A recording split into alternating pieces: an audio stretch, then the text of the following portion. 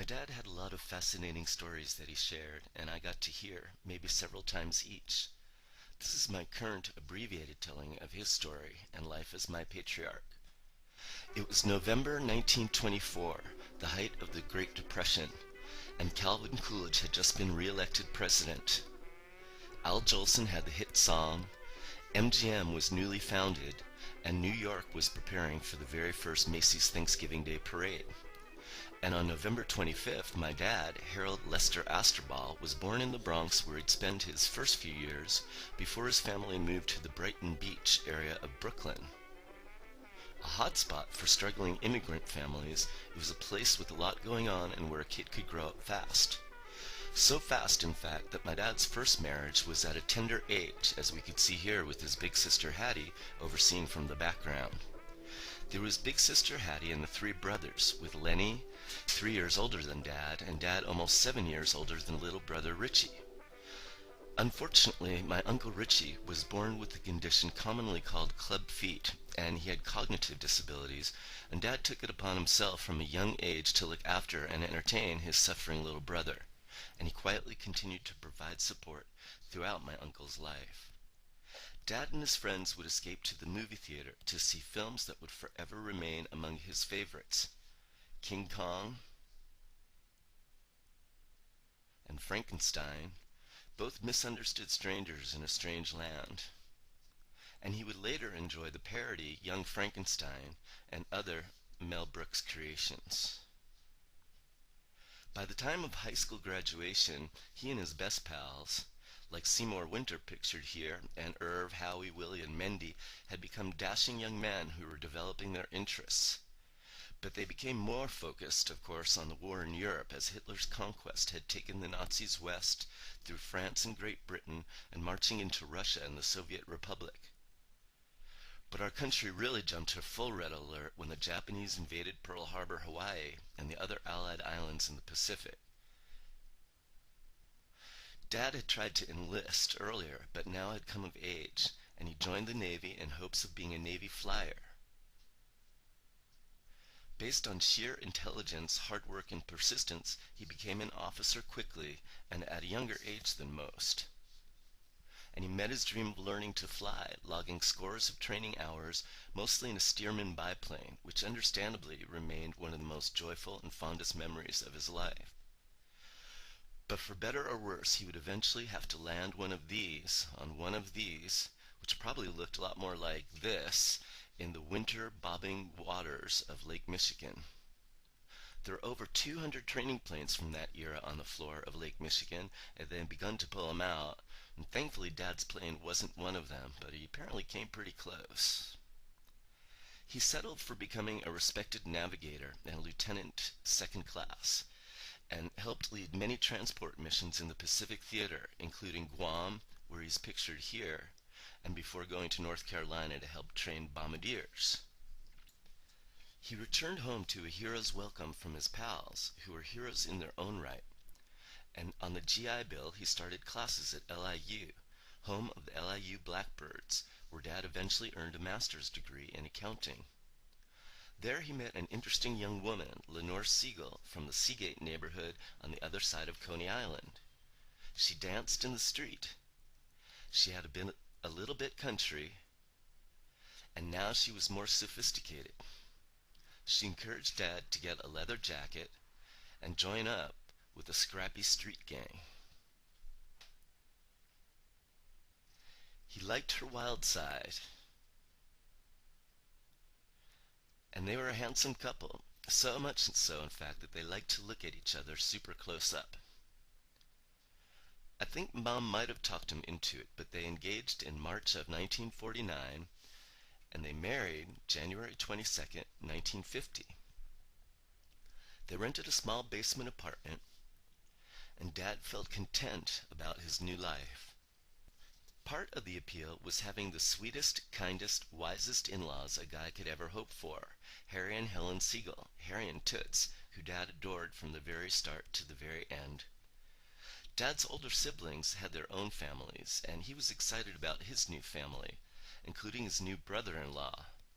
Mom had a smart-mouthed younger brother whose personality was apparently fully formed by an early age.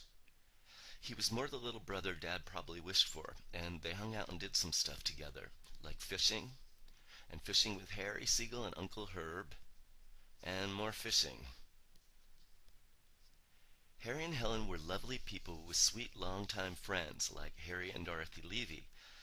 These were friends who had been there since my mom's earliest days and who added to our family and my dad's feeling of connectedness. By the end of 1954, the year of the McCarthy hearings and the New York Giants World Series victory over the Cleveland Indians, my brother, Robert Allen Aster, the first child and grandchild in the new family, entered to everyone's delight and quickly started getting his ass kicked by girls. The family moved from a small apartment in Queens to a brand new house on Long Island about 30 miles east of Manhattan, and Rob had his own backyard to play in. Until March 22nd, 1959, when they welcomed me, David Jeffrey Aster, into the family when that unidentified lady left me on the front steps. I added to the daily challenges in life, but luckily Grandpa was often there to help around the house and yard. And in one way or another, I've always liked to rock. Dad and Mom wanted to make sure home was a place we could have lots of fun and invite our friends, and they decided to build a built-in swimming pool in the backyard, in which we swam in summer and on which we skated in winter. It became a centerpiece of family activity, and Rob took to the pool like a fish, and Mom took to it like the future Jackie O. Even still, that first summer and after, our folks took time to take us other places, like to the wonderful Jones Beach. I was Dad's peanut-headed monkey boy, which I think was a term of endearment, and home became a place for good celebrations, and Dad captured the most important events on Super 8. He recruited his pal George Redlip to do magic shows for us, and he hosted my Uncle Arthur's wedding to his beautiful bride Martha, and numerous feasts and dinner parties. But occasionally we go to gatherings elsewhere, like this one at Aunt Hattie's house with Dad's side of the family. I'm the little one way in the back. And of course Dad and Mom would dress up and go out to parties with friends and fun evenings out. Although Rob was Superman and quite the young football talent, he had some pretty nasty allergies. And with no real house pets allowed, my parents got a little tired of me bringing home one stray cat after another.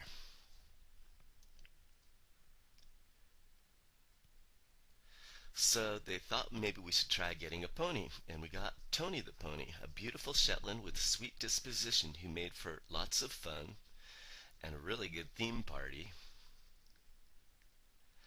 Tony just loved Dad, but we just didn't have enough running room for the good pony, and before long he had to go.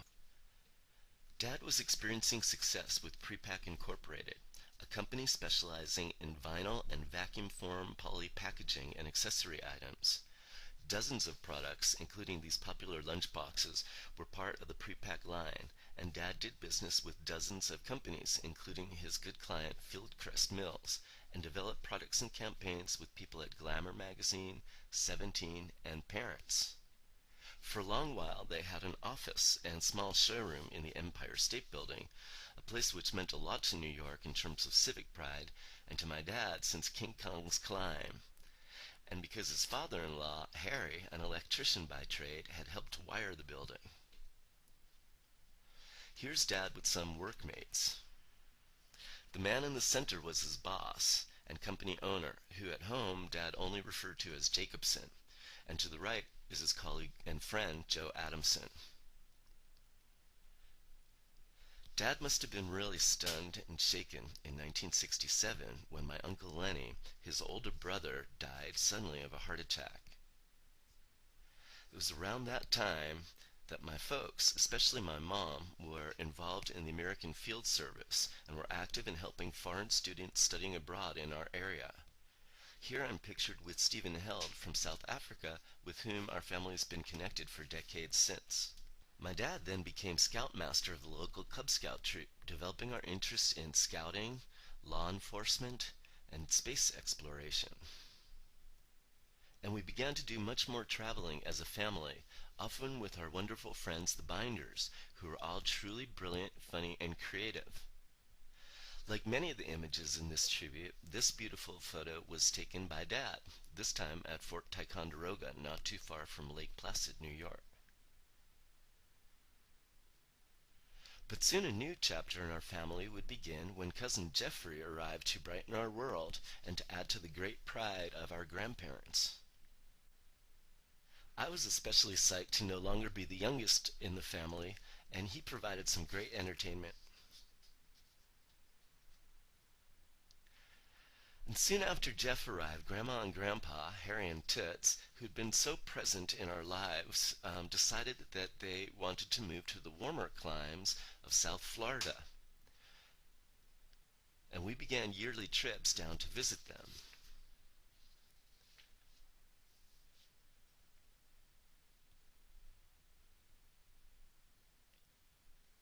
But Harry and Toots, looking tan and healthy, would come north frequently for the most important events. Dad liked to take pictures, which was sometimes really annoying, and sometimes really fun. He taught me how to catch a fish, and to take a fish off a hook without being injured by either the fish or the hook. He knew I desperately wanted a steel string guitar, and one day he brought me down to 48th Street, where a friend of his was involved in one of the musical instrument businesses, and they helped me pick out the model I wanted, and then they brought me back to the stock room to choose the one of those that I liked best. I played the hell out of that guitar. And then I got another, and another, and I've been deeply connected to playing ever since, with deep gratitude toward Dad for taking me down the city that day, and maybe some gratitude to that hat that apparently has given me my guitar playing powers since the start. The family was truly jubilant with the arrival of cousin Andrew, and of course with the arrival of cousin Roxy, the sweetest German Shepherd ever. Around that time, the folks began to send Rob and me to sleepaway camp in rural Massachusetts, where I excelled at barefoot basketball and fully realized curls. Even before that, my grandparents would take over during part of the summer when Mom and Dad would travel, and Dad would take many amazing photos, like this one in Egypt, and this one in Italy, and this one in Jamaica, of that goofy kid with the goofy hat again. We were all going through a lot of changes.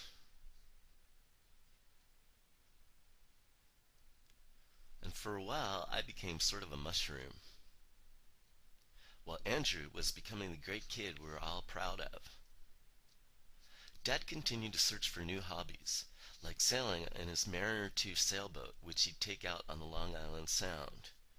I guess I didn't really take to sailing, but he continued to support me in my other hobbies.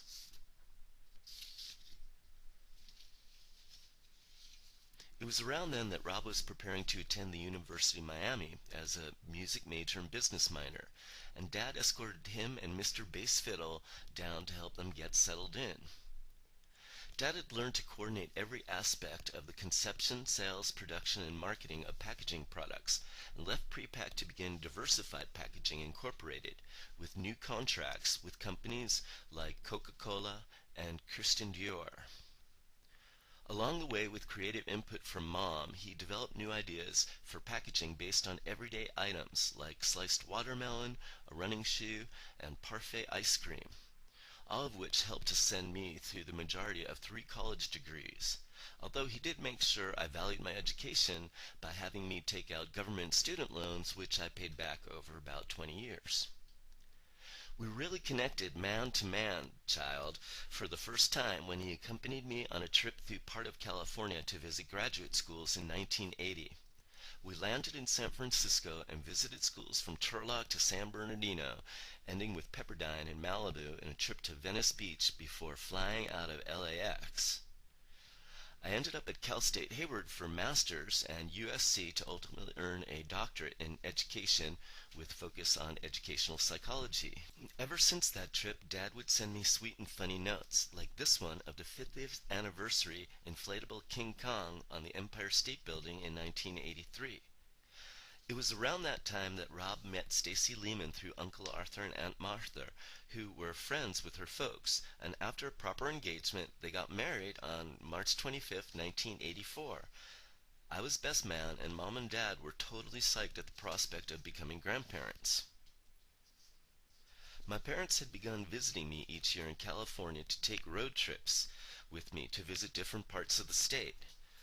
When we visited Glacier Point at Yosemite, where Dad took this photo, he found his final place. He was so taken with nature and the awe-inspiring expansive view, he proclaimed it to be the place he would want his ashes scattered, and he repeated that wish from time to time from that day forward. And while he was visiting, he got to woodshed with fellow writers like Tom Wolfe. Dad had become a prolific writer ever since his days commuting on the Long Island Railroad, writing plays, musicals, novels, poems, and songs. He wrote about the great philosophers, Rasputin, and in To the Losers he wrote about the disenfranchised. And Dad published The Court-Martial of Captain Alan Roth, an exciting novel about a Jewish World War II pilot, which is still available on Amazon and elsewhere. And he was working on his dark comedy, Captain Jack, which we originally thought would star Wilford Brimley and Walter Matthau if it were made into a film. Dad developed a deep love for music ever since age 17, when he heard classical music for the first time at the house of a friend. Of course, he always loved Beethoven, and in the later years he especially enjoyed Barbra Streisand, James Galway, and Leonard Bernstein. Wait a minute. Yeah, that Leonard Bernstein. And he became an aficionado of Mozart, including the early compositions, the disco years, and the much lesser-known funk period. After Grandma Helen's passing in early 1988, my folks, who had become enamored with California, decided to move to Rancho Bernardo, just north of San Diego, late that fall. And by that winter, Rob and Stacy announced that they would become parents the following summer of 1989. The folks were overjoyed to finally become grandparents, first with Samantha Hillary, and then with Zachary Harrison. My brother gave my folks the greatest gift they had wished for, becoming Grandma and Grandpa. And Sam and Zach developed into wonderful kids and beautiful adults. And Dad was also very proud of Mom's sculpture. During my early years, Mom had become a sculptor, and over time her passion for it only grew, eventually beginning a business importing and selling stone and tools from Italy and offering sculpting workshops in her studio.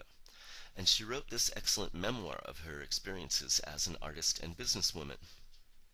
And Dad became famous for his yearly costume parties. I think this photo is from the inaugural one, of Chief Wildehaya and Princess Pachentuchis. Rob had started his own music production company, Radical Entertainment, and later started Radical Rob's House of Tunes. Here he is on the left, pictured with his close business partner, Dave Dashinger. At Microsoft, I had become e-learning lead and then online training manager for all the internal product development employees, but ultimately left the corporate world in 2003 to embark on a new life as an artist. And Dad, who had invested more than anyone in my education, surprisingly became my biggest fan and most consistent supporter, frequently expressing understanding for my passion and complimenting me on my work. And he helped me with a little money, addressing notes from Theo to Vincent, or sending me notes of encouragement like this one. I've given him a number of paintings, and he especially loved this one of Harry and Helen, and this later pixelated portrait of the newly inaugurated Barack Obama. In the end, he took pleasure from watching the crows fly by his hospital bed. And then back at home again, watching the hummingbirds feed and fight on his patio, all part of his undying passion for flight. My dad had flaws, but he was man enough to admit them, which only elevated him further in my view. He was witty and funny, a total cornball, By example, he taught me compassion and respect for others despite differences. He was warm-hearted and practiced generosity. He was curious and had a creative drive that I understand so well. And although he loved to tell stories, he was also an exceptionally good listener. I was lucky to have been able to spend a lot of time with him over the last 10 years or so and hear his stories a few times each. And yet, since he's gone, I feel that I've come to understand him more deeply. And I've come to understand myself better, too.